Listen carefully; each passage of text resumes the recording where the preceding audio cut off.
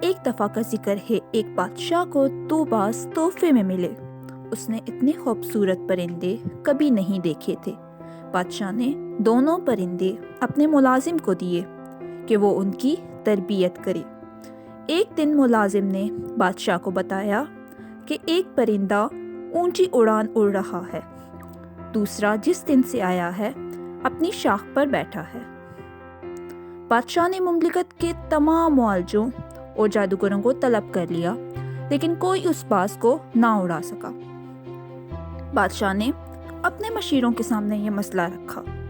گھنٹے دن اور دن مہینوں میں ڈھل گئے، لیکن باز نہ اڑ سکا۔ بادشاہ نے کسی ایسے شخص کو بلانے کا فیصلہ کیا جو قدرت سے گہری دلچسپی رکھتا ہو۔ بادشاہ نے اپنے مشیروں کو حکم دیا کہ کسی ایسے شخص کو ڈھونڈ کر لاؤ جو برسوں جنگلات میں گزار چکا ہو۔ اگلے دن بادشاہ باز کو محل کے باغوں میں اڑتے ہوئے دیکھ کر حیران رہ گیا۔ بادشاہ نے اس شخص کو طلب کیا جس نے باز کو اڑایا تھا۔ اس شخص کو بادشاہ کے سامنے پیش کیا گیا۔ بادشاہ نے پوچھا، تم نے باز کو کیسے اڑایا؟ وہ مسکرا کر بولا، میں نے وہ شاخ کاٹ دی جس پر باز بیٹھا تھا۔ آگے بڑھنے کے مواقع بہت ہیں، لیکن ہم آگے بڑھنے کی کوشش نہیں کرتے۔